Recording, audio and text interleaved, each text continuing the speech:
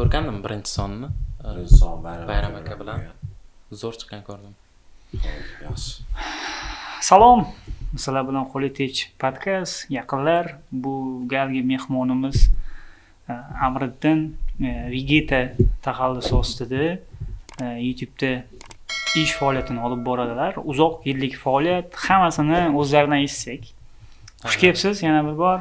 Rahmat. Ko'rib turganimdan xursandman. Uzoq yillar kutilgan, rejalashtirilgan, xullas shunaqa samimiy suhbat bo'ladi. Eksklyuziv desak ham bo'ladi. Shu paytgacha hech kim ko'rmagan yoki YouTube'da videolarga ham chiqmaganman.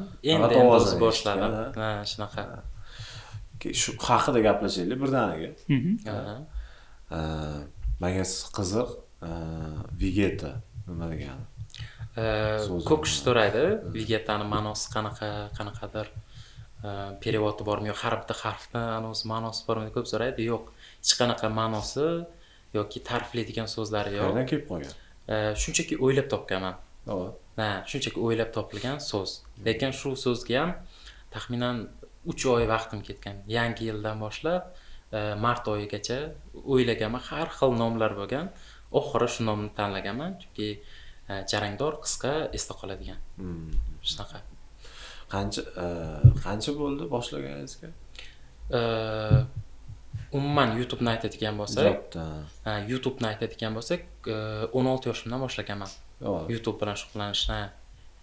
Shunaqa jiddiy shug'ullanayotganimga, ya'ni sifatli kontentlar qilayotganimga menimcha 4-5 yil, ya'ni karantin vaqtidan boshlab, shu 6 yil desak ham bo'lar ekan demak.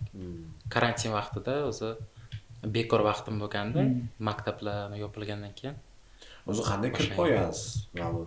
Oilada sharoit shunaqa bo'lganmi yo aka qanaqadir ko'mir bo'lganmi? Umuman yo'naltirganmi demoqchiman-da. Qanday kirib kelgansiz? Yo'q, masalan, yaqinlarimdan tanish bilishdan hech qanaqa YouTuberlikka aloqador yoki bo'lmasam jurnalistikaga aloqador ham tanishlar yo'q, hech kim. O'zim YouTube'dan ko'ra, masalan, rus blogerlarni ko'rganman. Ivangay degan blogerlar bo'lardi o'sha paytlar. Shularning videosini ko'rib havas qilganman, lekin kameraga chiqishga qo'rqganman to'g'risi. Hozir ham даже hayajon bor, agar nito ko'rinayotgan bo'lsa, to'g'risi endi aytib o'tyapman, ogohlantirib o'tyapman. Xullas shunaqa, shularni ko'rganman-u, lekin hali kameraga chiqmaganman. Undan keyin esa men kameraga chiqmasdan kontent qilish usullarini qidira boshlaganman. Faktlar, qo'rqinchli hikoyalar, shunga o'xshagan har xil yo'nalishlar qilib ko'rganman. Men bundan o'sha 5-6 yil oldin siz taniganda qo'rqinchli hikoyalar bilan taniganman. Shu paytda Amriddin Abdullayev qo'rqinchli hikoyalar chiqarib, o'zbek kontentiga unaqa kontentlar ham yo'q edi. Unaqa kontentlar Telegramda bo'lardi. Telegramda audio xabarlar tarqalardi, shunaqa audio formatda bo'lardi. Men keyin uni YouTube'ga olib chiqib boshlaganman. O'zim qaytadan boshqacha. Baribir sizda bo'lmagan? Siz futbol kanalida qilganda chiqqansiz-ku, chiqib gapirgansiz. Hayajonmi? Yo'q, menda nisbatan o'zim birinchi marta davraga chiqqanim 4-sinfda bo'lganda. Yangi yil bayramini olib borganman. 4-sinfdan men maktabda har Yangi yil bayrami, keyin litseyda, keyin universitetda qivizi 4 yil qo'noqlar o'zib qolib, men уже u darajalardan allaqachon o'tib ketib bo'lganman. Hayajon degan narsa bo'lmagan. Improvizatsiya yo'q. Siz o'z YouTube'dan oldin boshqa soha bilan boshlab, keyin YouTube'ga o'tib ketgansiz. Shulardan boshlaylik, shu yoqdan kelaylik. Birinchi ishim onlayndagi bu 7 yoshimdan boshlangan. Bu birinchi sinfga borgan paytimda уже men saytlar ochardim. U payt menda sensor telefon yo'q edi даже. Nokia telefon bo'lardi, lekin bilsangiz, brauzeri bo'lardi. Saytlarga kirsangiz bo'ladi. O'sha payt Odnoklassnikilar moda bo'lgan payt. 5200 shunaqa kamerasi bor, ochiladiganlar chiqdi. Endi siz eshitishimcha IT sohasidasiz. Siz ko'proq tushunishingiz kerak. HTML va JavaScriptda saytlar yozganman. Bunaqangi hozirgiday juda kuchli saytlar emas, lekin mana voidot.net, o'shanga o'xshagan saytlar bo'lgan. Muzika saytlar qilib ko'rganmiz. Shunaqa yuklab oladigan xolos saytlar qilib ko'rganman. Mirmuhsin degan anom bo'lardi. Do'stim bo'lardi onlaynda u ham. Xolos forumda tanishib qolganmiz. Shu bola bilan birga 7 yoshimdan saytlar ochib, saytlarni sotib. Shunda musiqa saytlari ham ochib ko'rgansizlar. Ha, shunaqa. Asosiy shunaqa bo'lgan. Keyinchi? 7 yoshda shunaqa bo'lgan. Undan keyin sekin planshet olganman. Undan keyin уже sensor telefonlar chiqib ketgan bo'lgan-u, keyin planshet olganman va planshetda Telegramga o'tganman.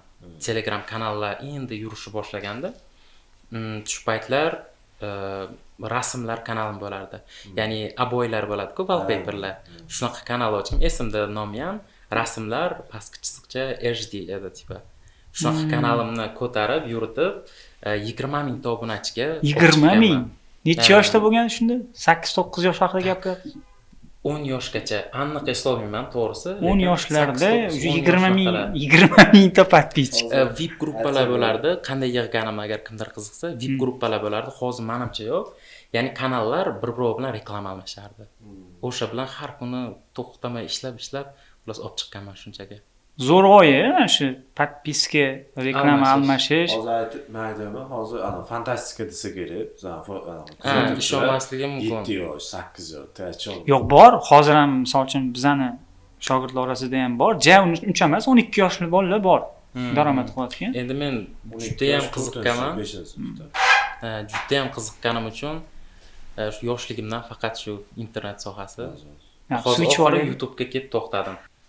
Telegramda shu 20 mingta auditoriya yig'ib ko'targanimdan keyin уже sekin anavga YouTube'ga qiziqishni boshlaganman, chunki notebook uydagilarim olib berishgan. Notebook olib bergandan keyin mana shu joyda endi uzr, qarang. O'zingiz shu narsani boshlayapsiz. Oila qanchalik muhim mana mediada natijaga erishish uchun. Masalan, meni oilamda aytib ketaman, e'tirozlar bo'lmagan. Men o'zimga kameraga chiqayotganimga yoki qanaqadir proyekt qilayotganimga men qo'llab-quvvatlash bo'lgan faqat ota-onam tarafdan.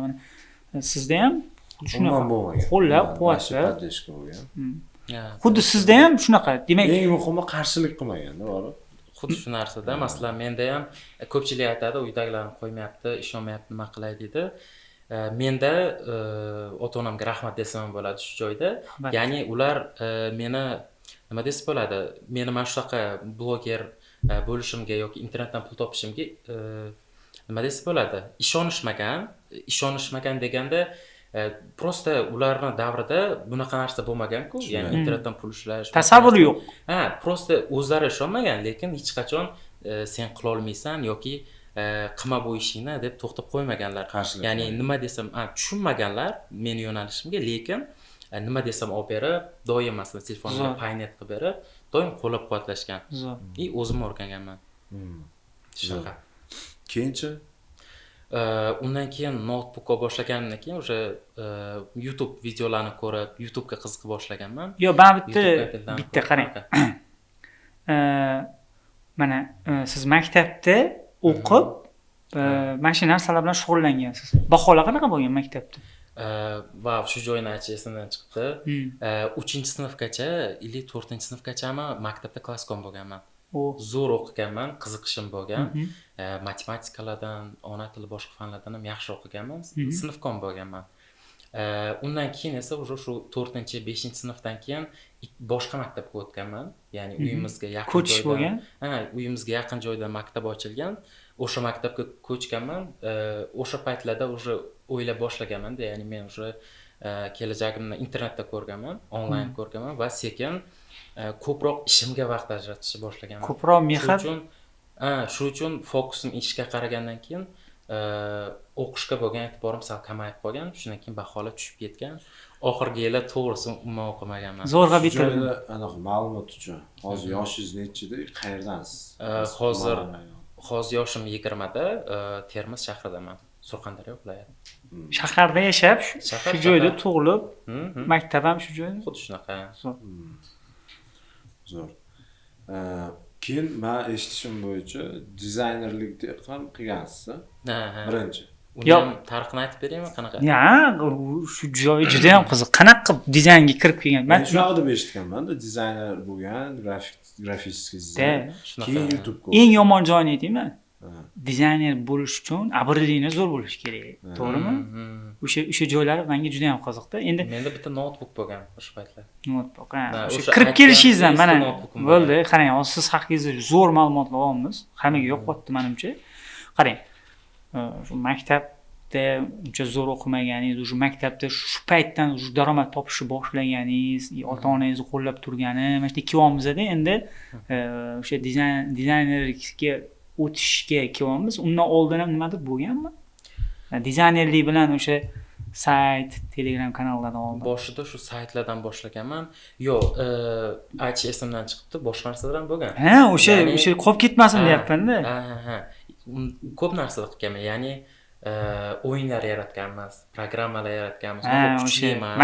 Masalan, hozirgi Clickpay unga o'xshagan kuchli dasturlar emas, lekin masalan, yangi yil uchun yangi yil stilida chiroyli qilib yangi yil videolari, she'rlari bo'ladi-yu.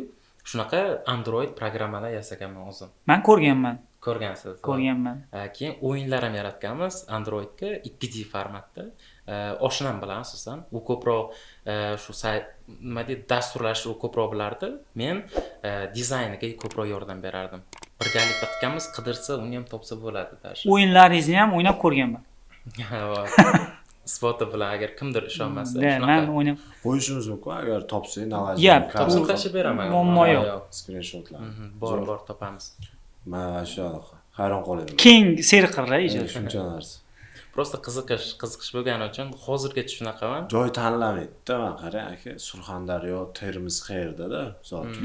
Odamlar aytadi, Toshkentga borish kerak, Samarqandga borish kerak. Ijod qilish uchun Toshkentga o'qishim kerak. Ijod, masalan, razrabotka, masalan, dasturlash, boshqa narsa qilish, dizayn, YouTube qilish uchun joy muhim emas. Qiziqish bo'lsa bo'ldi.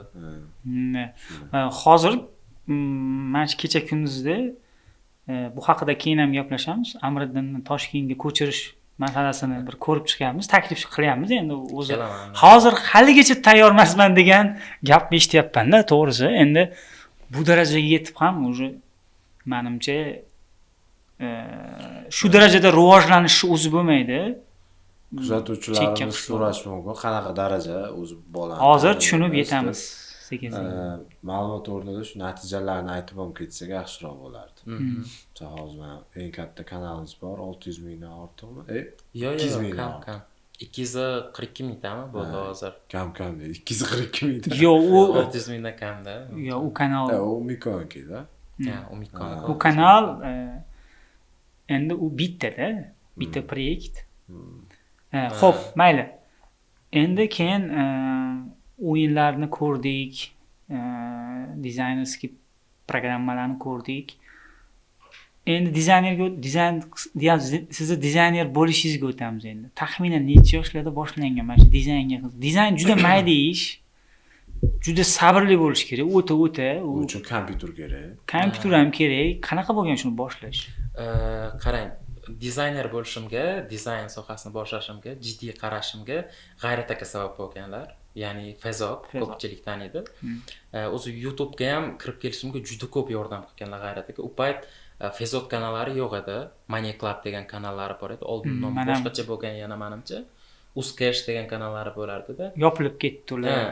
Xullas YouTube kanallarida kanallarni baholab berardilar. Men kanalimni adashmasam kamida 3-4 marta. Jonli efirda? Jonli efirda ham alohida video ham qilib baholardilar. Xullas o'shanaqa qilib kanalimni qayta baholab berganlar, doim meni dizaynimni yomonlardilar. Ya'ni videoni ustidagi previewlar bo'ladi-ku, obloshkalar. Shuni mana shuningizni yaxshilang, prosmotr shunga bog'liq, dizayn yaxshi qiling deb gapirardilar. Keyin men уже miyamga yetib borgan, что kanal rivojlanishi uchun preview zo'r bo'lishi kerak. O'sha uchun keyin o'rganishni boshlaganman-da, qiziqib. Majburan boshlangan desam ham bo'ladi. Shunaqa desam bo'ladi. Endi qiziqqanman, конечно, lekin bor fokusimni qaratib o'rganganman. Уже zo'r bo'lishni boshlagan, yaxshilanishni boshlagan. Ma'lumot uchun hozir Fezot kanalidagi 50-60% juda ko'p previewlar sizga tegishli. Sizni avtorligingizga tegishli. Shunaqa. U haqida xabarim bor.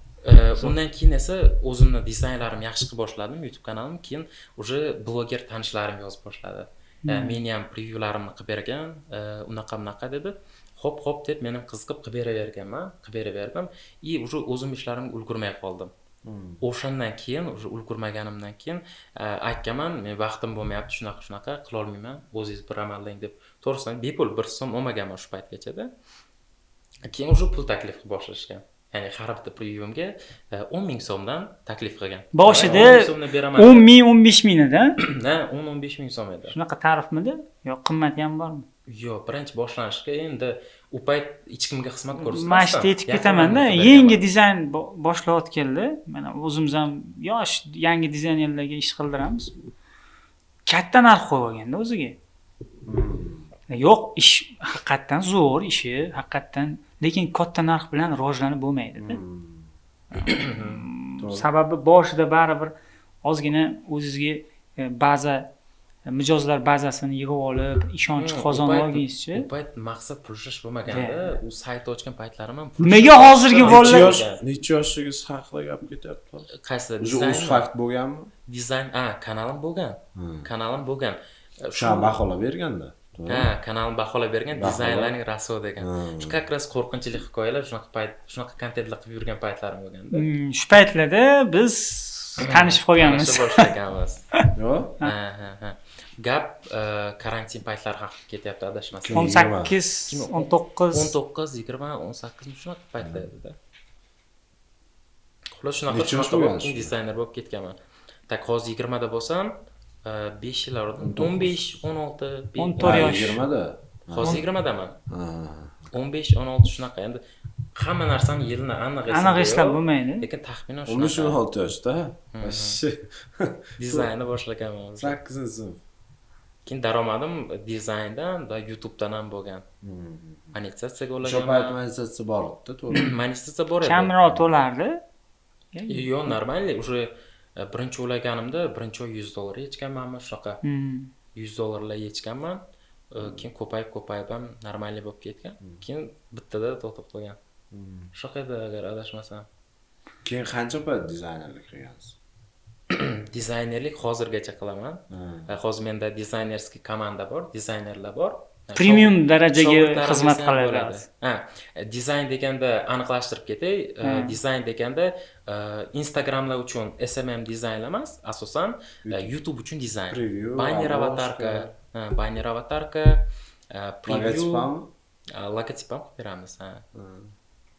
Shu xizmat hozirgacha narxlarni ham aytib ketamiz. Narxlar bizda unaqa qimmat emas, lekin YouTube uchun bu qimmat narx desam bo'ladi, yaxshi narx. Yo, endi sizni ishlaringizni ma'no ko'p urg'u berasiz. Men o'zim yoqadi, men ham o'zim qildirgim keladi, lekin vaqtingiz ancha nima bo'lganiga biz boshqa dizaynerlarga ishlatamiz. Aytmoqchi bo'lganim, sizni har bitta dizayningiz bo'lsa, previewingiz bo'lsa, qanaqadir katta ma'no yotadi. Shunchaki emas-da. O'shani hisobiga narxlar bu juda qimmat emas. Endi narxlar bitta preview videoni ustidagi rasm, ya'ni preview bizda 100,000 so'm, 150,000 so'm hozirgi narx. Kanalni tepa qismida turadigan bannerning uzunchoq rasm bilan dumaloq avatarka u 300,000 so'm. Hozir narxini 500,000 so'm qildik. Premium. Uni ham 300 edi, endi standart 300, premium 500 bo'ladi. Keyin nima ham ishlaysizlarmi sizlar? 500,000 so'm. Misol uchun, yo'q, tushundim. Zo'r narx. Bu mana bunaqa ham ishlaysizlarmi? Mana misol uchun bitta kanalni olib turib, qanchadir bir oymi yoki 50 ta previewgami shunaqa ham ishlaysizlarmi? Shu joyda aytib o'tib ketay. Bizda yaqinda shunaqa holat bo'ldi-ku. Bu narxlar mabodo kimdir zakaz qilmoqchi bo'lsa, bu narxlar hozirgi kun uchun 1 yildan keyin 6 oydan keyin. Mana shu videoingdan ko'rdim. Yavoy qilib berdim. Siz qo'llaymi? Keyingiga emas. Mana shu hozirgi kun uchun. Shunaqa. Zo'r. Keyin prodyusing ham qilasizlar, YouTube kanallarni. Hozirgi asosiy daromad desa ham bo'ladi. YouTube kanallarni yuritib beramiz. ko'p blogerlar bilan ishlaganmiz, ya'ni psixologlar bilan sanab ishlaganmiz. Psixologlar bilan montajda topib olsak, rasmlarini qo'yib ketamiz. Mayli.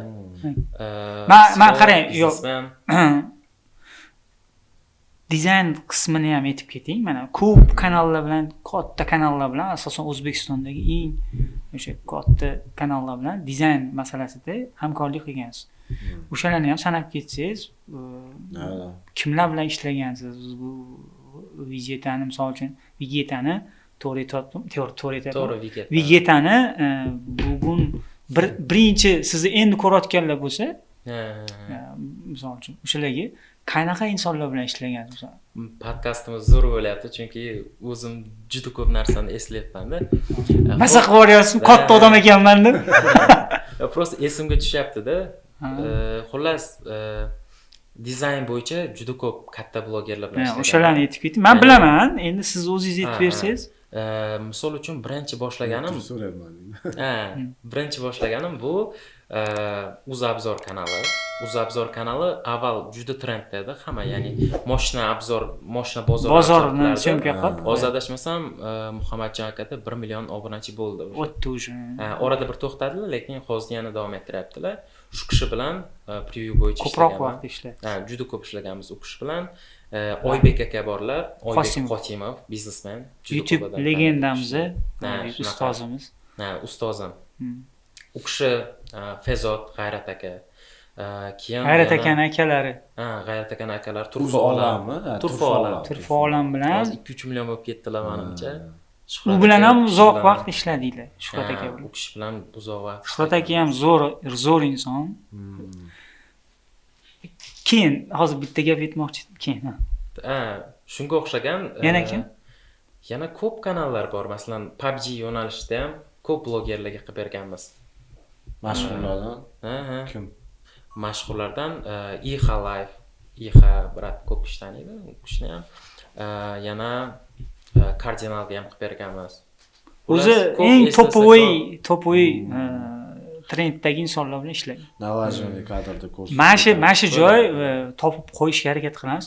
Mana shu joy eng diqqatli joyi, inson o'sayotganida kimlar bilan ketgani juda ham muhim. Misol uchun, sizga men preview zakaz qilyapman, siz bilan xohlaymanmi yo'qmi, yarim soat, 1 soat gaplashaman. To'g'rimi? Sizga nimalarni tushuntirishga, do'stim, birodar, bir o'rtada o'zimni qanaqadir maslahatlarni berib ketaman. Bu insonni juda ham bir barkamol bo'lib rivojlanishiga hissa qo'shadi. Ayrim ko'pchilik endi boshlayotgan mana shu dizayn bo'ladi, umuman YouTube bizning sohamiz bo'ladi, Telegram, IT istalgan sohada ko'pchilik yoshlar mana shu narsani unutyapti. Hozir e'tibor bermaydi. Muloqot. Hozir Amriddinni telefonidagi kontaktini men misol uchun 100 million so'mga ham sotib olishga tayyorman. Kontaktini shunchaki menga o'tkazib bersang bo'ldi. U rozi bo'lmaydi. Sababi shunaqa kuchli insonlarning kontakti bor. Bu orqali misol uchun meni xursand bo'ladiganim networking. Bu orqali boshqa insonlarga chiqa olaman. Networking. Через chiqsa bo'ladi. Buni yutug'i shunda bo'lgan. Asosiy fokusi pulga emas, qiziqishga bo'ladi. Asosiy fokus tanish bilish, shu inson bilan networking, maslahat, ustoz deb bilishda. Juda hozirgacha foydalanaman, to'g'ri ma'noda foydalanaman. Ya'ni maslahat, yordam kerak bo'lsa, to'g'ridan to'g'ri blogerlarga chiqaman, yordam berishadi. Men ham istagan payt yordam beraman. Zo'r faoliyat. Bu bunaqa narsaga, misol uchun, pul turgan paytda bunaqa narsalarga e'tibor berish juda ham qiyin bo'ladi. Zo'r.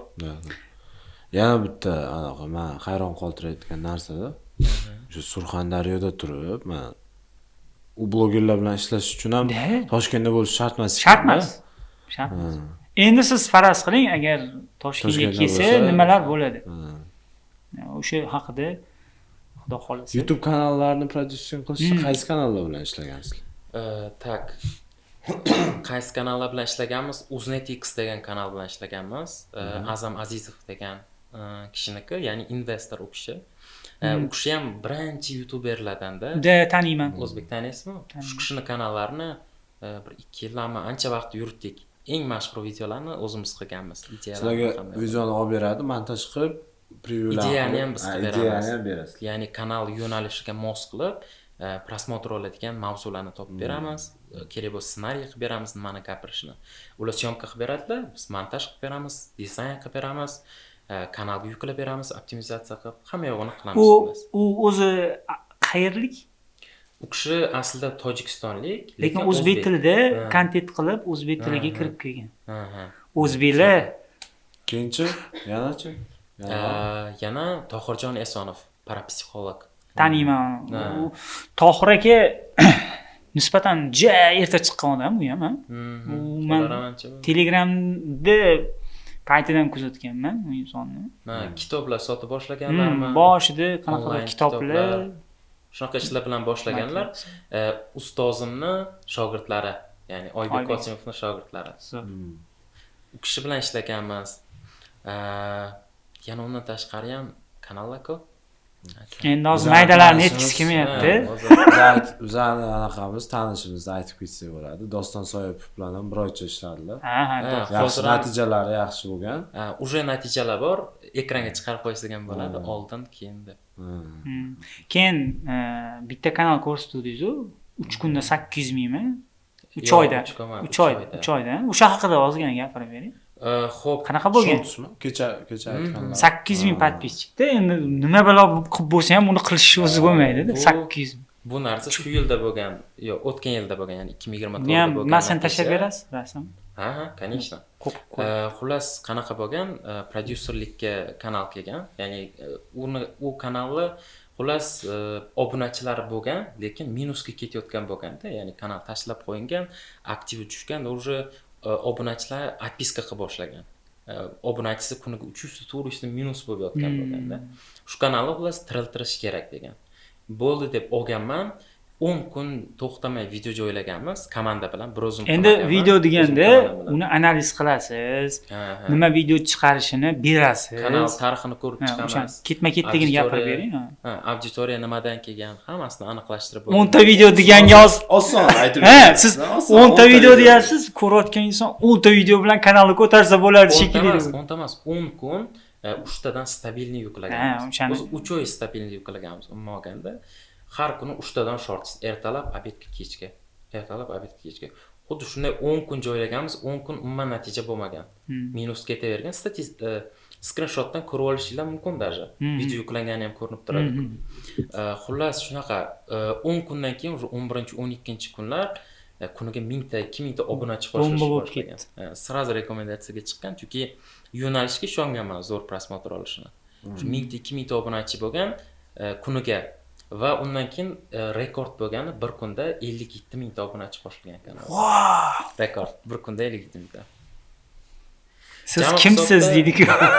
Biz Toshyaman deydi. Jami hisobda 3 oy ichida 800 mingdan ko'p obunachi, adashmasam 850 ming shunaqa yo'q. Hozir yuritayotganlaringiz bormi, yo'qmi? Hozir yuritayotgan kanallarimiz ham bor. Endi mana bunaqada bularda uslubga. Bularda hozir uslubga o'tishdan oldin, bularda shartnoma bo'ladi. Aytmaysan. Hamma kanal ham aytilmaydi-da. Ichki kelishuv bo'ladi. Lekin men bilaman, bular hozir navbatda turganlar bor. O'sha uploadda qilib navbatda o'tirganlar bor. Bor, har qanday kanalda ham olmaymiz. Bu qaraydi, analiz qiladi, keyin o'tadi. Xo'sh, endi o'shani shuncha narsani gapirdik. Narxi ham qiziqdi. Xo'p, shunaqa narsa qilib berar ekansan. O'zi bozorda qancha narx? O'zi bunaqa bozor bormi? Chunki bor-ku, men misol uchun men birinchi marta eshitganimda ham men uncha yaxshi tushunmadim-da. Nimaga? Surxondaryoda turib kim syomka qiladi uni? Kim ishonadi? Yo'q, kim ishonadi? Jamoasi bormikan dedim-da. Misol uchun oddiy bironta ekspert yoki tadbirkor yoki bir o'sha bloger bo'lsa, ularga eng muhimi birinchi syomka qilish. Kimdir kelib olib berish kerak. Sizda qanaqa shu? Bizda onlayn ishlaymiz hozircha. Endi Toshkentga nasib yaqinda ko'chib kelsak, komanda bilan syomkani ham o'zimiz qilamiz. Unga ham sharoit qilamiz, lekin hozirda bitta minus tomonimiz syomkaga yordam bera olmaymiz. Yaqinda tuzatamiz. Ssenariy berasizlar. Undan boshqa hamma narsani qilib beramiz. Ssenariy, dizayn, montaj, boya aytib o'tganlarim Hammasini qilib beramiz. Qancha endi narxi? Xizmatlar kanalni yo'nalishiga qarab, content planga qarab, masalan kutilayotgan natijamga qarab, masalan o'rtacha $1000 deylik. Bir oyda kanal yuritish xizmati $1000. Bir oy yuritib berganingizga o'sha montaj, ssenariy, dizayn. Endi bu yerda nechta video bu yerda? O'rtacha bitta kanalga biz 10 ta video yuklaymiz. 3 kunda bir. O'zi rekomendatsiyaga chiqishi uchun ham 10 ta video. Endi o'zlarining sirlari bor. Tushundik, xo'p. $1000 kam emasmi? Endi o'rtacha deganingizga aytdim. Bundan men jamoa ishlaydi. Production qo'shsa qancha bo'ladi shunga? Qanaqa production? Borib syomka qilish. Minimum 1,5 ming bo'ladi, menimcha. Hozir bu просто средний narxni aytdim. Masalan, $3000 proyektlarimiz bor. $3000 da katta qimmat oladi, lekin bozorda shunaqa narx. Bozorda shunaqa narx, lekin $2000-3000 proyekt hozir ham yuritamiz. Bor shunga to'g'rimi? Eng katta yuritganingiz qancha? Eng katta yuritib rezultat qilib yorib olgan proyektlaringizdan qancha daromad qolgan? Oyiga $3000 dan. Eng katta proyekt. Hozircha endi shunaqa. Bu zo'r. Nimaga men kam deyapman? Sababi videoni montaji bo'ladi. Kimdir tushib bergan bilan ham montaj o'zi bitta videoni montajiga u professional bo'lishi kerak. Unga g'oya ham bo'ladi. Keyin joylash, dizayn, SEO qidiruv sistemasiga ham chiqarish kerak. Bu qiziqarli. Juda ko'p bu yerda ish bo'ladi. Bitta odam ishlamaydi. Jamoangizda nechta odam bor? Jamoada 5-6 kishi bor hozir. 5-6 kishi, chunki dizaynerlarim bor.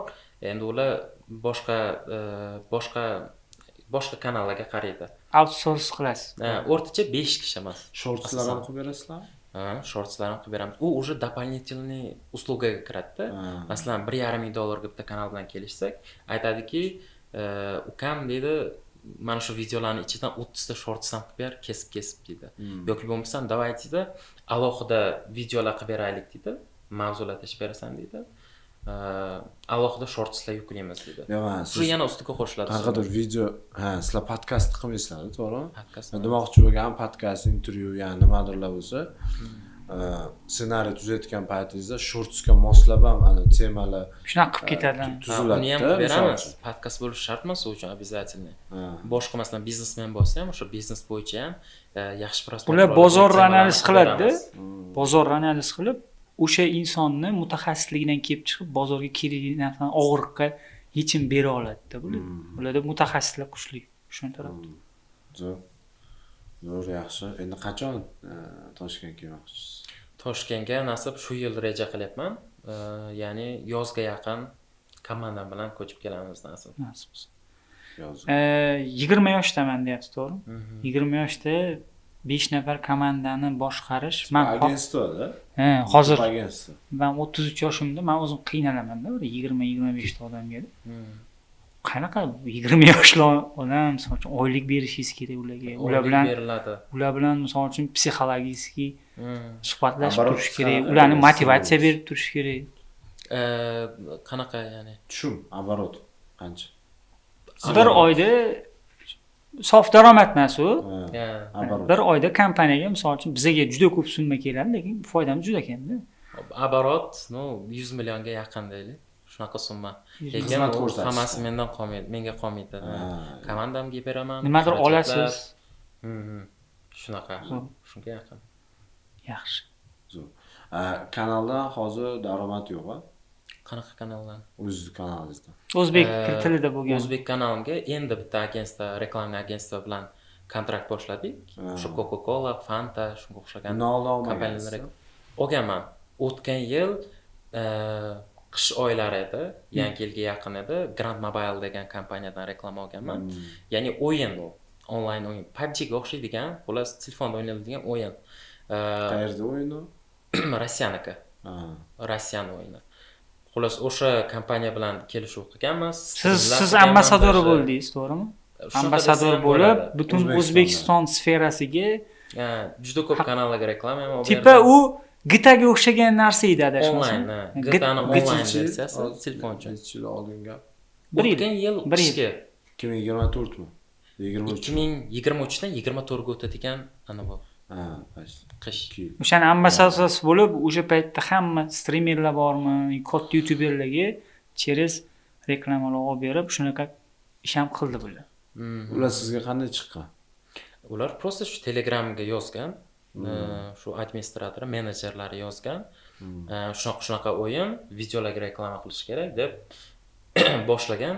Boshlanishiga videolarga reklama qilib boshlagan. Men adashmasam $50 dan boshlaganman bitta videoga reklama. Necha minut bo'ladi reklama uzunligi? 30 sekund. 30 sekundga $50 olgansiz. Ha, shunaqa. Har bitta videoga. Endi u shunchaki o'ynab o'tirgan jarayonni gapiradi. Boshida bo'lgan, birinchi haftada bo'lganda, birinchi haftada zo'r rezultat qilib berganman, ikkinchi haftadan уже oylikka kelishganman. Mana shu joyi eng muhim joyi, men xabarim bor, aytdingiz. Qancha auditoriya o'tkazib berdinglar? Mana o'zingiznikini ayting, men hammanikini agar ayta olsangiz, sababi juda ham biznesmenlarga qiziqda, mana dasturchilar, bizda ham kuchli dasturchilar bor. Ommaga yoyishi yo'lini qayerdan boshlanishini bilmaydi-da. Misol uchun, dastur qildingiz, o'yin yaratdingiz, ommalashtirish kerak va hozir bular o'sha ishni qilgan inson sifatida raqamlarni aytib ketsangiz, misol uchun o'yin qilayotganlar, misol uchun chet eldan kuzatayotgan bo'lsa, biz ham youtuberlarga ham beraveringlar, bizlar ham normalniy auditoriya yig'ib beramiz-da. Xullas, 3 oy davomida hamkorlik bo'lgan. 3 oyda shu 7000 tadan ortiq odamni 7000 nafar o'zimning promokodimni o'tkazganman. Ya'ni Vegeta promokodi bilan hali o'tganlar. Ba'zilar promokod termaydi ham. Necha foiz? 20-30% odam o'tadimi promokodda? Men o'tmayman misol uchun. Men hech qachon o'yin o'ynasam. Kimdir только o'yin, men ana Yandex, Pandexlarda ham termayman. Bonus bersam ba'zilar termaydi. Yo'q, misol uchun menga interes, mendaga nechtada? Taxminan 30% promokod yozadim. Yozsa kerak. 30% yozsa kerak. Fikringiz qanaqa misol uchun o'zingiz? Men necha foiz? 10,000 dan ortiq qisqasi sizdan o'tgan ekan-da. Ha. Zo'r. Qanchaga ishlagansiz endi ular bilan? Ular bilan 3 oy davomida ishlaganmiz. Narxini so'rayapsizmi nimasini? Ha, pulini. Pulini qarang, boshlanishiga $50 dan bo'lgan. Undan keyin уже 1 oyda 10 ta kontent stabilniy, 10 ta video bo'ladi, 10 ta stream. Adashmasam shunaqa edi. 10 ta video, 10 ta streamga kelishganmiz. 1000 nechidir dollar edi. $1000 dan oshiq summa bo'lgan. 1000 plus. Na, 1000 plus bo'lgan. 20 ta videoga 1000 plus juda ham arzon-da. Ha, boshlanishga arzon bo'lgan endi. Lekin mana misol uchun bu Amriddin bu yerda to'g'ri qilgan. Asosan kattaroq narx aytib, ular bilan hamkorlik qilmasdan opit oldi. Endi bu bildi, o'sha sxema qanaqa ishlaydi. Qo'lidan kela olishiga ishonchi. Endi bu yo'lga kimdir yozsa, misol uchun, qariydi, qilib bera olishiga o'zini aniq keysi bor qo'lida, demak, uddalay oldi. Shuni qildi. Eng asosiysi, misol uchun faraz qiling-da, mana shu o'yinni masalan o'zi 1000 plusga qilgan bo'lsa, boshqa streamerlarga ham ishontira oldi. O'sha narxga. Balki undan ham kamroq narxga ishontira oldi. Bunaqa networking eng qimmat networkingda o'zi aslida. Misol uchun, o'tda boshqa proyektni faqat o'zimga emas, faqat o'zimga emasmi? Kel, misol yon atrofiga networkingi bor insonlarga sekin-sekin cho'zyapti va bu yana ham networkingni istiqbolda kengaytiryapti. Rivojlanish va hozir esimga tushib ketdi. 5-6 yil Toshkentga kelgan paytimda shu niyat qilganman-da. Shu atrofimda shunaqa odamlar bo'lsin, shunaqa tanish-bilishlarga ega bo'lay. Har doim men ular oldida ikkichiday bo'lib ko'rinay deganman-da. Ya'ni juda katta biznesmen, nimalar, aqlli tadbirkorlar, ayniqsa IT sferani o'ylardim faqat. Tez rivojlanasiz. Akmal Payziyev, Alisher Isayev, Lazzat Xanov, M-faktorlarni ko'rardik. O'ylardim, menda ham shunaqa tanishlar bo'lsin, men ular oldida ikkichi bo'lib yuray har doim. Eng kam topadigani, eng tushunmaydigani. Shunaqa deb niyat qilardim. Xudoga shukr, asosda shunga erishamiz. Lekin shu pul nimadirlar o'ylamagan ekanman-da. Shu networkingni aniq qilganman. Hozir men networkingni haqida aytganlariga menga ham Toshkentda karyera qilishimga, juda ham katta yordam berishgan. Ko'pincha men shu maslahat beraman. Tanish bilish orttirishga, har xil eventlarga qatnashishga, kerak bo'lsa o'sha ayniqsa aytishchilar, yosh aytishchilar bilan gaplashsam, bepulga xizmat ko'rsatdi. Birinchi maslahatim shu bo'lardi. Misol uchun kimgadir bordi, saytini bepulga qilib ber, botini bepulga qilib ber, tavsiya qilsin seni, yaxshi qilib ber. Nimaga bepulga? Men o'quv markazida falon yil o'qidim, 3 oy o'qidim deb qo'yadi-yu. Pulga o'qidim-ku deydi-da, misol uchun. Portfolio bo'lmaydi-da. Portfolio bo'lmaydi-da. Shuning uchun faqat birinchi nimani aytaman. Agar o'zi self made bo'lsa, o'zi ko'tariladigan odam bo'lsa, shu networking juda anaqa bo'ladi. Hozir bizning foydalanuvchilar ko'p ham yosh bo'ladi, yoshlar bo'ladi. Mana shu narsani unutib qo'yapmiz-da. Yoshlar aksariyat bizni yordam qilayotgan yoshlar, mana bizning bu podkastni ham yoshlar ko'p ko'radi, yo ota-onalar ko'radi, farzandlari bor. Bolalar farzandidan ko'proq narsa talab qilib yuboryapti-da. Yoshlarning o'zi ham daromadni tezroq olib degan narsa. Bu yerda bilim, networking yoki mana shu inson yonida bir ozgina bir yilcha yurish umidi emas, nabarot undan pul olib surish uni yonida, uning qorasini ko'rsatmasa. Bu noto'g'ri-da. Misol uchun qozonga yaqin yursang qorasi yo'qadi. Uzoqda turib, "Bildi 100 ming ber, ketaman" emas. Aka, bepulga. Jon aka, yana nima xizmatingiz bor deb shu bilan misol uchun necha yil o'zingiz hozir gapirib berdilar. Juda ham zo'r o'rnak bo'la oladi. Vigeta o'sha yoshlarga. Hali yosh yanada yoshlarga deyman. Tengqurlariga o'zim. Endi biza 34 ga qarab ketyapmiz. Hozir qanday endi oilada qarash qanaqa? Nimaga nima? Sizda hozir qo'llab-quvvatlayaptimi yo'qmi? Albatta, boshdan qo'llab-quvvatlashgan. Hozir уже endi hozir уже ancha misol uchun o'tgan yil 1-2 yil haqida siz o'z daromad qilib, ofis qilib ketyapsiz. Endi unda поддержка qilmasdan ham iloji yo'q-da. Конечно, поддержка qilishadi. Уже hozir tushunishadi ham-da, ya'ni nimadan daromad qilaman, qanday daromad qilaman, hammasini biladilar. Avval tushunishmagan, shunday aytib bersam ham tushunishmaganda. Ha deb qo'yaveradi. Dadangizlar ayangizlar nima ish qiladi? Bos harakatni qil deganlar, lekin qo'llab-quvvatlaganlar. Oyingiz uy bekasi, Ayam uy bekasi, dadam o'qituvchilar. Oddiy oila. Oddiy oila, bunaqa boy oila emas, lekin doim ko'plar misol uchun aytish mumkin-da. Bunaqa yoshligidan bunaqa ishlar to'q bo'lgan, ishlagan bo'lsa, sharoit yaxshi bo'lganda, to'g'risida. Dizaynerman degandan o'zi qarang-da mana.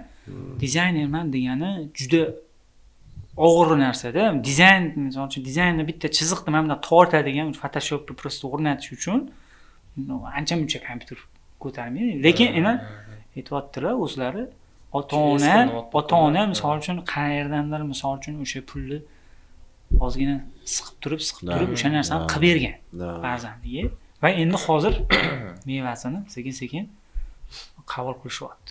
Zo'r taktika o'zi bilimga tikilgan sarmoya.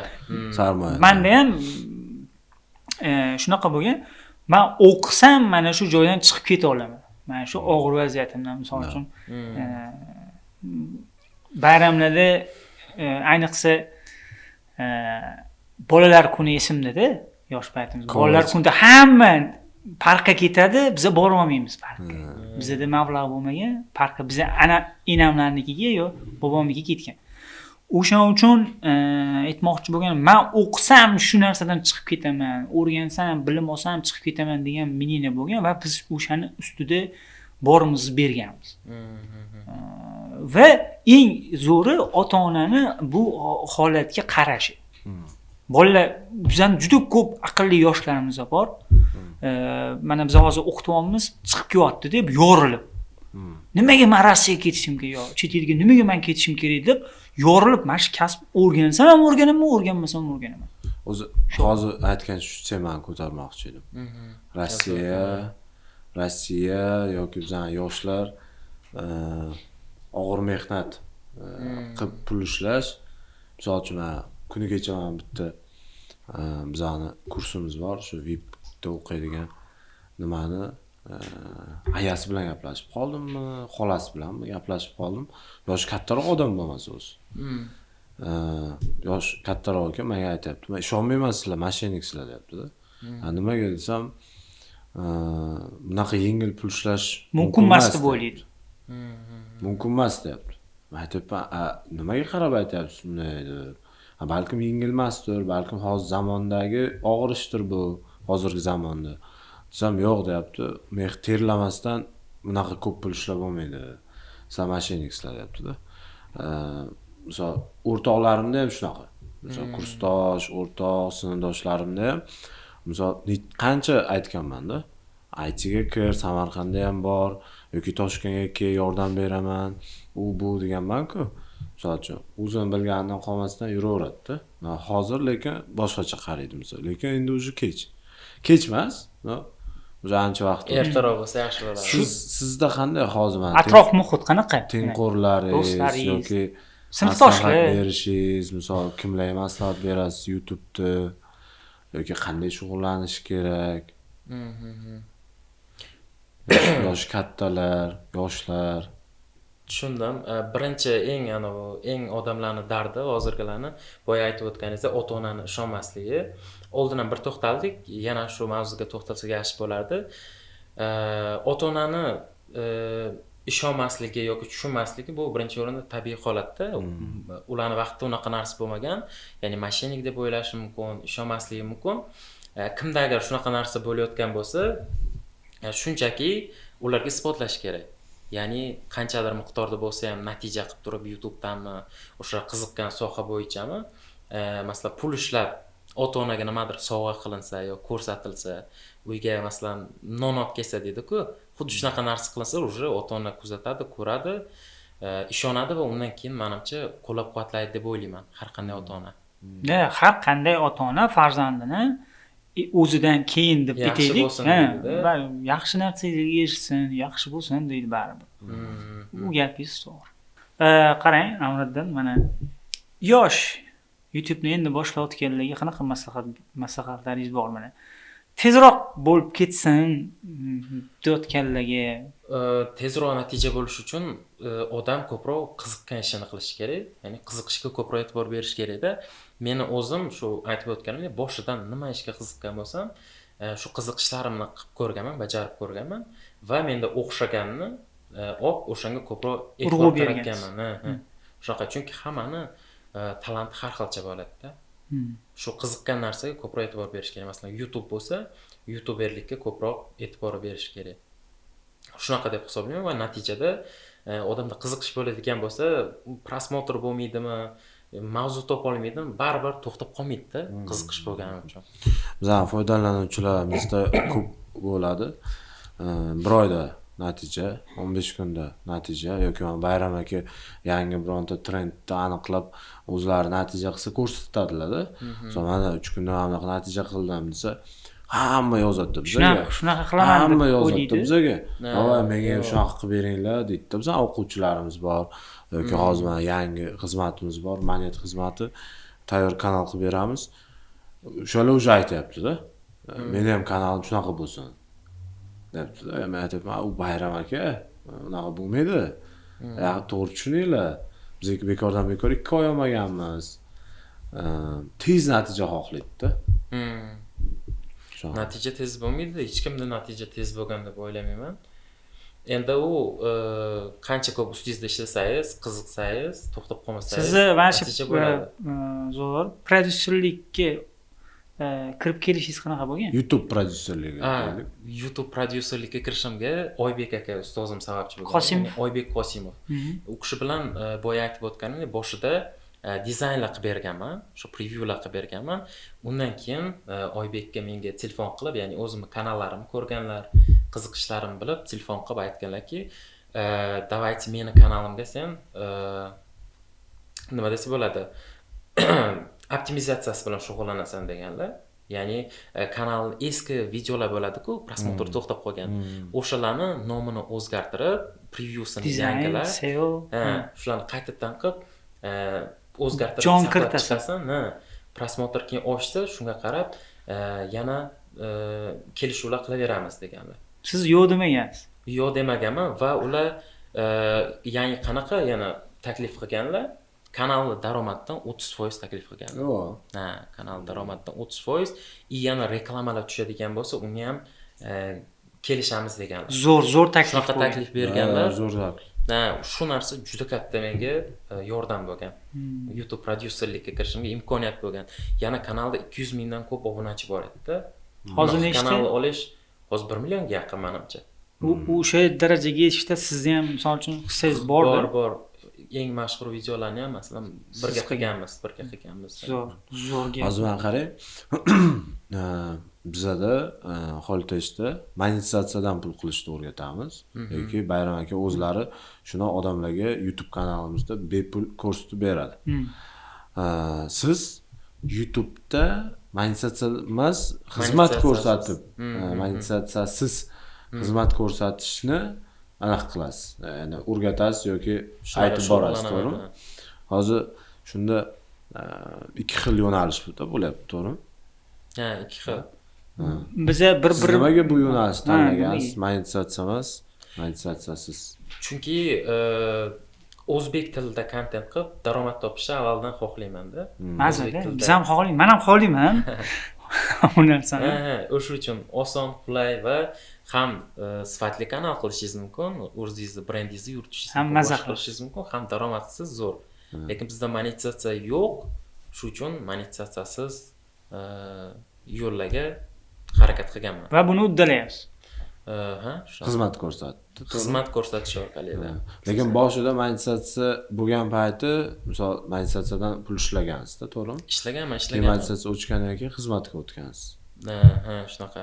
O'z shu paytda nimaga misol uchun monetizatsiyalik anaqani tanlagansiz? Bo'lsa siz ham ancha avval anaqa nomingiz chiqqan bo'lgan, o'zbek kanallaringiz bo'lgan, futbol kanallaringiz bo'lganda, misol uchun monetizatsiyali yo'nalish. Endi bizda sport yo'nalishi bo'lgan hisobiga bizda reklama bo'lmagan. Sport yo'nalishi bo'lgandan keyin sport yo'nalishiga bilasiz reklama pasti yo'q. O'shaning uchun men qiynalib qolganman. Lekin 20 dan ochiq proyektlar yuritganmiz. Amriddin bilan ham shartnoma bir ikkita proyektlar qildik. Yo'q, nima uchun monetizatsiyali amerikan shu reklama yo'q, reklama bo'lmadi menda. Meni sport sferamda reklamasi pulsiz qolib ketdi. Prosmotr ham hamma narsa. Endi u bizga to'g'ri kelmagan narsalar bor. O'shaning uchun men xohlamaganman. Shu joyda aytib ketaylik. Biz anaqa yashirish nima kerak? Misol uchun men naborot anaqa qilaman odamlarni, ularni qaytarib aytib ketaylik. Biz sport kanalida yuritardik. O'zbekistondagi 20 dan oshiq eng zo'r sport kanallar bizga bo'lgan va bizga o'sha har xil qimor nimalardan juda katta takliflar kelgan. Men o'zimga yiliga $120,000, $100,000lik shartnomalar kelgan. Sababi bizda kanallar zo'r bo'lgan. Biz bu narsani rad etganmiz. O'zi normal, ya'ni sostenadagi odam bo'lgan bo'lardingiz, agar men uni u yo'nalishni misol uchun 4 yil oldin o'sha shartnomani taklif qilishgan. Ofitsialniy chiqishgan. Shartnoma bo'ladi, konkret, senga hech narsa qilmaydi. Hamma narsa o'zimiz hal qilamiz. Qonuniy tarafdan, boshqa tarafdan. Xullas, o'ylab ko'raman deganman, lekin rad etishim aniq bo'lgan. Men u narsani rad etganman. Qimorda oxiri voy. O'shaning uchun keyin Bayram aka shu yo'nalishni tanlamagan, uni tark etganman. Tark etganman. Mana Amriddinning o'zi ham o'sha jarayondan xabari bor, qanaqa holat bo'lganini. Shartnomani tark etdim. Bittada tashab chiqib ketdik.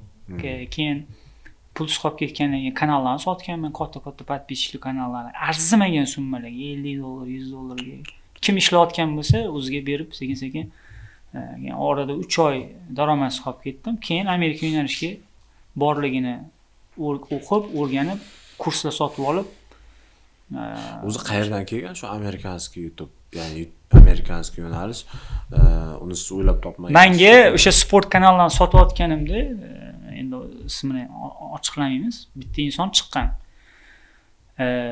Bir yaxshi kanalim bor edi, $600 baholab turdim. Adashmasam ham Amriddin orqali chiqdimi, kimdir orqali chiqdi. 600 beraman. qo'shimcha 300 beraman, bir oy yuritib berasan. 30 ta video qo'yib berasan kuniga bittadan. Xo'p, 900 olganman. Qaqras pul kerak paytda. Zo'r bo'lgan. Yuritganman, bir oydan keyin yana chiqqanman-da, "Oka, kanalingizni o'tkazib beraman" deb telefon qilsam, "Kanal senga sog'u ukam" degan. Bum bo'lganda. Yo'q, qanaqasiga men $900 osmondan tushyapti, kanalim o'zimda qo'yapti. Keyin Rossiyada ham bozori bilan aloqam bo'lgan. U kanalni Rossiyaga $600 ga sotganman. Уже $1,5 ming tushgan kanal menga. Keyin o'sha brat menga taklif qilgan. Shuni screenshot tashlagan. $91 ming bir oyda Amerika YouTube'da. Toshkentga 3 xonali uy. 3 xonali uy. Bundan 4 yil oldingi gap. 3 xonali uy, hech kim yashamagan Novostroyga oldim, senga. Oilang bilan yashaysan. Kecha kompyuter terdirib keldim. 16 millionga senga. Amerikan kanal qilamiz, 50 yillik ishlaymiz. Ket Toshkentga degan. Men qo'rqaman. O'sha paytda. Lekin men ko'rdim-ku. Statistikani. Bo'ldi. Miya ketdi, ingliz tilini bilamiz, rus tilini bilamiz. YouTube titkilab tashaganman. Ishonmaysiz? O'sha 3 oy natija qilishim uchun jinnidan farqim qolmagan. Soch soqol olinmagan, tipi rasmlarni qo'yib ketamiz. Mahallada o'zimni xonamda bitta kichkina burchakda omborcha bo'lardi. Omborchani hamma narsasini chiqarib tashlab, burchakka o'tirib, gaz yo'q, mini pechkam bor bo'lgan, qizil. Mini pechkachani yoqib, pastda o'tirib, ko'rpachaning ustida yutib ko'raverardim. Amerika yo'nalish bo'yicha. Uni qilib ko'rdim, buni qilib ko'rdim. So'raydigan odam yo'q. Endi bu odamga yo'q deb deganman, chiqib so'rashga ham uyalaman. Taklif zo'r bo'lgan lekin. Xudoga shukr, u inson bilan hozir ham aloqam bor, kontaktim zo'r. Maslahatlashib turamiz. Siz ham taniysiz u insonni. Siz ham ishladingiz birga. Zo'r inson, maslahatini ayamaydi, hozirgacha padisha qiladi. Aytmoqchi bo'lganim, shu motivatsiya bilan o'tganman va adashmaganman deb o'ylayman. Bu eng to'g'ri. O'zingiz mana shuncha mashaqqatlar bilan o'tgansizda, nimaga endi osondan oson qilib odamlarga o'rgatyapsiz? Asosiy maqsad qarindoshlarni nima qilish bo'lgan. Shu sohaga tortish bo'lgan. Atrofimdagilar, do'stim, qarindoshim, tanishim, boshqa narsa bo'lgan. Undan ham tashqari jamoa kerak bo'lgan. Komanda. Mana bitta o'zingiz o'tiribsiz, bitta tumanni bitta chekkasida, burchakda o'tiribsizda, hech kim bilan gaplashmaysiz. Kim bilandir maslahat qilish kerak. O'sha paytda Shahar Dolimov ustozimizni fikr videolarini ko'rib qolganman. Sen natija qilmoqchi bo'lsang, atrofingga o'zingga o'xshagan odamlarni ko'paytir. Buni yo'li YouTube'da kanal och. YouTube'da kanal och, ko'rganmisiz shu videoni? YouTube'da kanal o'sha mavzu bo'yicha gapir. Gapirishni boshlaganman, o'rgatish o'zim zo'r bilmayman. O'rgatyapman-da, bir nima o'rgataman. Ruschada ko'raman. Shuni o'zbeklashtirib, qanaqadir joylarni kesib, bizga to'g'ri kelsa YouTube'ga joylayvergan. O'shani qilib auditoriya olgan, keyin auditoriya o'zi shu darajada iltimos qilgan, kurs qiling, darslik qiling. Bu narsani qiling. Keyin boshda boshlagan 69 ming so'mdan boshlangan pri. Esingizda bo'lsa, esimda kurs. 69 ming so'm bo'lgan. U ham qayerdan kelgan? Shu paytda onam go'shopga go'shtga borib kelayotganda narxlashib qarang-da. Shu go'shtga borib, go'sht olib, velligim bo'lgan, vellikda borib, go'shtxonaga chiqib, go'sht olib kelayotganda 70 mingga olganman 1 kilo go'shtni. O'sha kelayotganda kel bitta 1 kilo go'sht qilib qo'yaylik narxini. Endi bepul qilsa, balibum ko'p odam keladi, o'rganmasidan ham tashqari tushungan odam kelib ezib yuboradi-da. Pul to'lagan odamga o'zingiz ham maza qilib o'rgatasiz. 69 mingga o'rgatib boshlaganmiz. Bundan 3 yil oldingi narx. Hozir unaqa emas do'stlar. So'ramayman 69 ming so'mga. Kun sharpda prikol bo'ldi-da. Bundan nechidir yil oldingi videoni qilyapti. Kimda darslik olgan? 2-3 oy. 2-3 oy oldin podkast qilgan, onlayn podkast qilganlar-da. O'sha yerdagi shogirdi bundan 3 yil oldin olgan 69 minglik darslikni olib, natija qilib, rahmat aytibdi. Kumush kunnovka oyiga $2,5 ming deyapti. Zo'r pul ishlayapti. O'sha videoni kimdir ko'ryapti-da, 69 ming tashab, menga ham deyapti, shu darslikni berasan deyapti. Tushunsiz? Xo'sh, hozir yana bitta zo'r savolim bor. rep haqida. Mana shu joy qolib ketmasin. Unaqasi ham bormi? Ha, hali bu endi boshlanyapti deydi. Qarang. Amriddin repga qanaqa qaraydi? Repperlar bilan bilamiz, kontaktlaringiz, aloqalaringiz bor. Yaqinlarda qanaqadir triklarda ko'rib qolishimiz mumkinmi? Menga qiziq bo'lyapti-da, o'sha narsalar haqida. O'zi kiyinishidan ham anaqa troslar, kiyinishi. Yo'q, bu endi normal. Yo'q, qiziqmagan odam bunaqa repperlar emas. O'shalar haqida, misol uchun replar haqida. Repperlar yoshligimdan o'zi qiziqaman. O'zbek repperlarini ham eshitib ko'rganman, Amerikan repperlarini hozir eshitaman masalan. Prosta qiziqaman. Ular ko'pincha o'zlarini hayotlarini ko'rsatishadi-ku. Masalan, qo'shiqlarda aytib ketadi qanaqa zo'r yashashni yoki kliplarda ko'rsatib ketishi mumkin qimmat mashina u yo'q-yo'qlarini. Ko'rib, masalan, men motivatsiya olaman to'g'risi ulardan-da. Ulardan motivatsiya olaman, o'zimga ham eshitish yoqadi. Shu uchun eshitib kelaman, lekin hali qo'shiq aytmaganman. Niyat bormi? Aytishim mumkin. Xudo xolasa. Kutamiz. Men misol uchun hozir O'zbekistondagi deyarli o'sha mashhur repperlar hammasi bilan aloqangiz bor, ko'rishib, qanaqadir o'zi repperlarni nimalari bo'ladi-yu, ha? Qanday ular bilan aloqangiz bor? Bizda rep kanal bo'lgan avval. Rep yo'nalishida ham kanal ochganmiz. Sherigim ochgan, men yordam berganman. Shu kanal ma'lumot yig'ishda bo'lganim uchun ma'lumot yig'ishda yordam berganman. Shu bilan repperlar bilan ham aloqa bo'lgan. Masalan, Minor bilan ko'rishganman. Yana boshqa repperlar bor. Ular bilan ham ko'rishganmiz. O'tgan yil rep festival bo'ldi. Ha, o'sha haqida gapirib bering. O'tgan yil emas, undan oldingi yil rep festival bo'ldi. Unda ham ko'p repperlar bilan ko'rishib, tanishib o'sha yerda o'tkazib, syomkalar qilib keldik. Sizda hozir 20 yoshdasiz, universitetga kirmagansiz?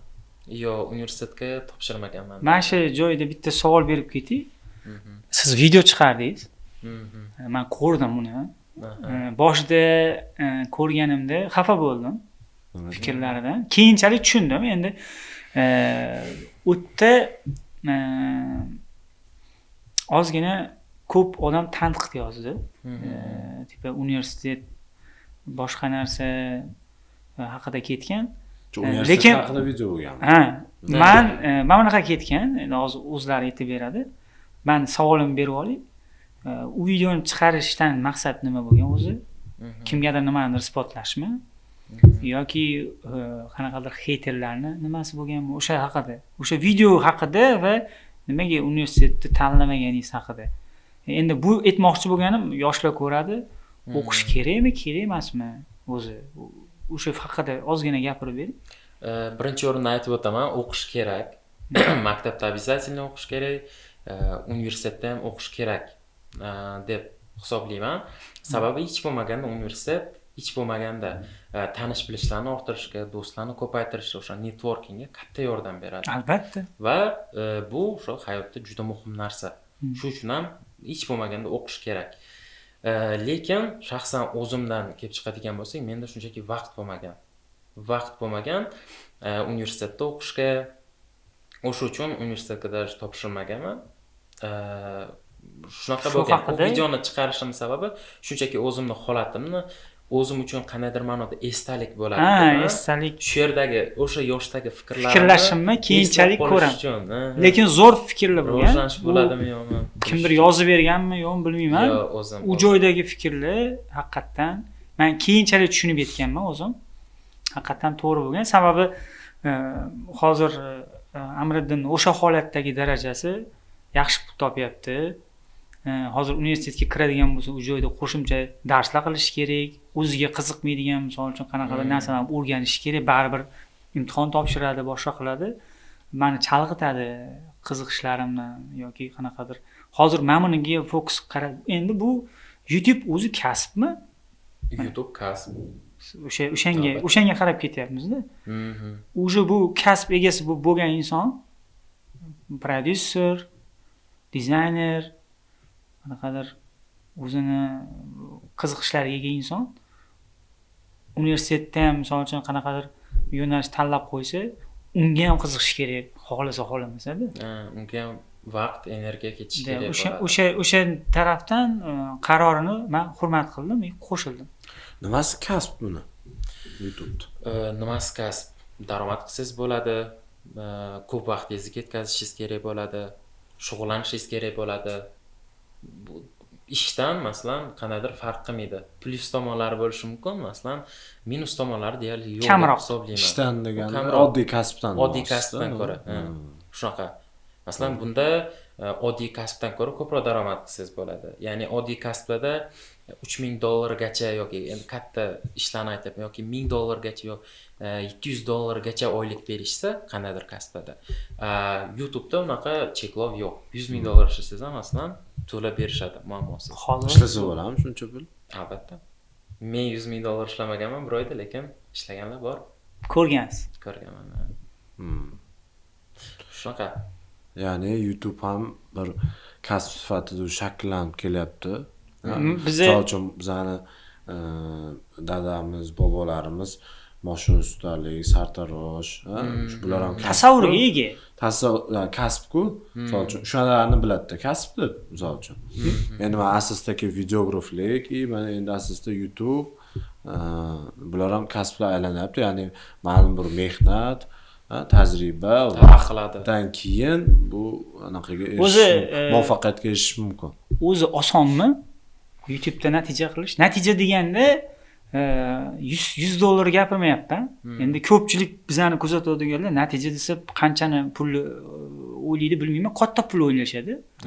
Ming gaplashaylik, o'zi YouTube'da mana $1000 topsa bo'ladi. 500 normal. Yo, 1000 deylik. Mana topsa bo'ladi. Qancha vaqtda buni uddalasa bo'ladi. Haqiqatan men qiziqaman, mana qarang. $1000 chiqish. Haqiqatan qiziqaman. Ota-onam meni padisha qilyapti, yordam qilyapti. Bos bolam, men seni yoningdaman. Men o'zim ham qiziqishim bor, hamma narsam bor. Shu YouTube qilish uchun telefonim yaxshi, kompyuterim ham bor deylik. Qancha vaqtda men o'sha 1000 ga chiqa olishim mumkin? Sizni o'zingizni qarashlaringizdan. Har xil, endi u odamning o'ziga bog'liq. Masalan, 2-3 oyda ham chiqishi mumkin.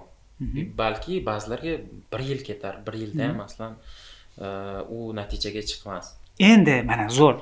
Siz og'irroq joydan oldingiz-da. 1 yil mana shu YouTube'ga o'rganib, sabr qilib video yuklab yurishimga arziydimi $1000 daromadga chiqish? Albatta arziydi. Masalan, universitetda o'qisangiz ham kamida 3 yil, 4 yil o'qiysiz, to'g'rimi? Bu ham vaqtingiz ketadi. YouTube uchun 1 yil ketsa, menimcha u ko'p emas. Вот именно. Endi mana shu joyda men o'zimni qarashim bor. 4 yil universitetda o'qidim. Men o'zim aytyapman, hech kim aytayotganim yo'q, negativ yozmayman. O'zim 4 yil universitetda o'qidim, kontraktda. Otam-onam topgan pulni olib borib to'ladim. Norozichilik joyim yo'q hech kimdan. O'zim men qarorim o'qidim, universitetda zo'r o'qiganman. A'lochi bo'lganman. Bergan bilimini olganman, bermasa so'rab urib bo'lganman. Kursdoshlarim qo'yayotgan bo'lsa, tasdiqlaydi. Men domlalar bilan janjal qilib o'qidik, xo'p, tugatdik. Diplomni olib borsak, ish yo'q. Maktabda turizm ismga o'qituvchi bo'lganman. Turizmga oliy ma'lumotli inson. Keyin undan keyin 2 yil boshqa tashkilotda 1,5 millionga. Undan keyin yana tashkilot. Men o'sha tushib bir normalniy bir daromad oladigan vaqtimgacha 5-6 yil umrim o'tib ketdi-da. O'zi bitirganimdan keyin hali men u aytmoqchi bo'lganim, universitetni tugatgandan keyin mabda sizni hech kim kutib o'tirgani yo'q. Men mashinani kaliti uyingga borib kelib turasan, 10 million oylik degan narsa yo'q. Talabalar o'qiyotgan bo'lsanglar, hozir biror kasb egallanglar. YouTube'da iminni o'ylayotganim yo'q. O'zingiz qiziqqan soha, dizayner bo'linglar, IT ni o'rganinglar, veb-sayt qilinglar, boshqa sun'iy intellektni o'rganinglar. Misol uchun biror kasb bilan chiqsa, ertaga o'sha ota-onani kutilmasini oqlay oladi. Shunaqa har xil vaqt ketishi mumkin. Bu narsa masalan odamning o'zining harakatiga, omad kelishiga ham bog'liq. Har xilda masalan, lekin masalan 1 sekundda ham omadingiz kelib, kanalingiz ko'tarilib ketib yoki daromadga chiqishingiz mumkin. Bormi shunaqalar ko'rganmiz? Bor shunaqalar ham. Lekin o'sha 1 sekund kelishi uchun ham 5 daqiqa vaqt ketishi mumkin, 10 daqiqa vaqt ketishi mumkin. 1 yil, 5 yoki 10 yil. Balkim sizni nasibangizni o'sha ishga kirishingizga Xudo qarab turgan bo'lsa keyin shu narsani boshlasa beraman. Men shu narsani boshlasa uchun rizqingiz qattanligi o'zi hech kim bilmaydi-da. Balkim bu joydandir, balkim boshqa joydan. Shuning uchun shunchaki sinab ko'rish kerak. Amriddin anaqalar kuzatuvchilarimizga yana nima anaqa aytmoqchi bo'lgan gaplaringiz bor? Bizga berilmagan savollarimiz berilmadi. Siz anchadan beri Savollar zo'r bo'ldi. Yana nima aytib berdim. Qandaydir maslahat berish kerak bo'lsa, maslahat bera olaman. O'shani insight desa ham bo'ladi bu narsani. Bu narsadan haligacha foydalanaman. Ya'ni bitta gap bor, hozir aytaman. Bu narsani Oybek aka o'rgatganlar ustozim, Oybek Qosimov. Juda zo'r gap o'rgatganlar. Ya'ni biror ish boshlamoqchi bo'lsangiz, u qarama bo'lishi mumkin. Biror ish qilmoqchi bo'lsangiz, YouTube ga video qilasizmi, dizayn bilan shug'ullanasizmi, nima qilsangiz ham sotuvchilik qilasizmi bozorda? O'shanda xullas masalan 100 ming so'mga zakaz oldingiz, uni 100 ming so'mlik ish deb qabul qilmasligingiz kerak, balki 1 million dollarlik ish deb qabul qilish kerak. Ishni boshlashdan oldin ham hozir shu ishni qilsam 1 million dollar to'lashadi yoki 1 million dollar menga уже to'lashgan. Shu ishni men bajarib berishim kerak deb ishga e'tibor berish kerak va o'shanda siz bor energiyangizni berasiz, fokusingizni berasiz va natija zo'r bo'ladi.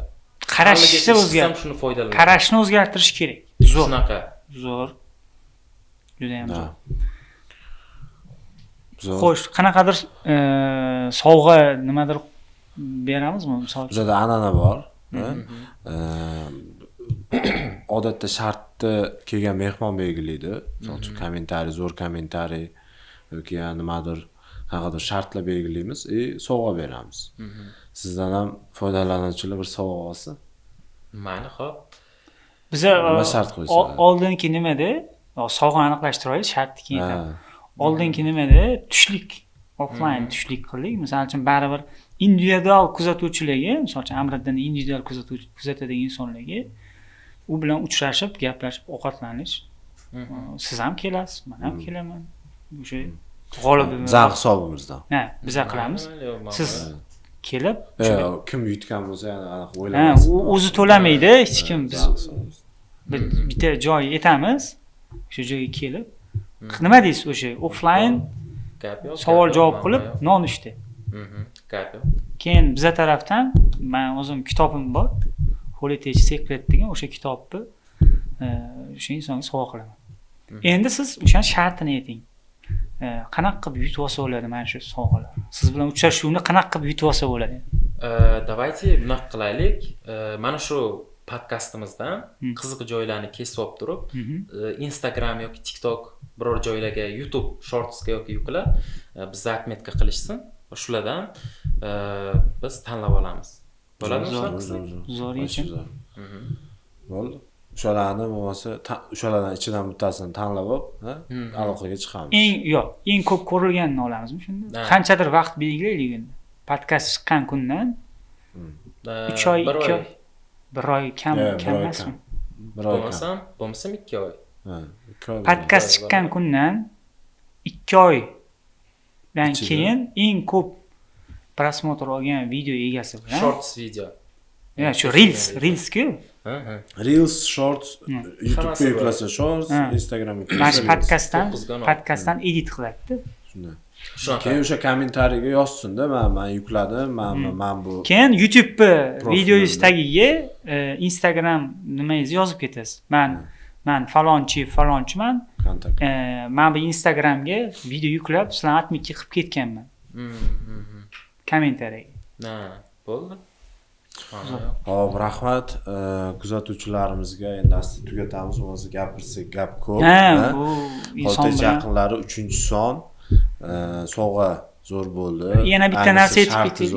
Yana bitta narsa, kuzatuvchilar kimni chaqiraylik? kommentga yozib ketinglar, ko'p so'ralgan insonni chaqiramiz. Ha, chaqiramiz.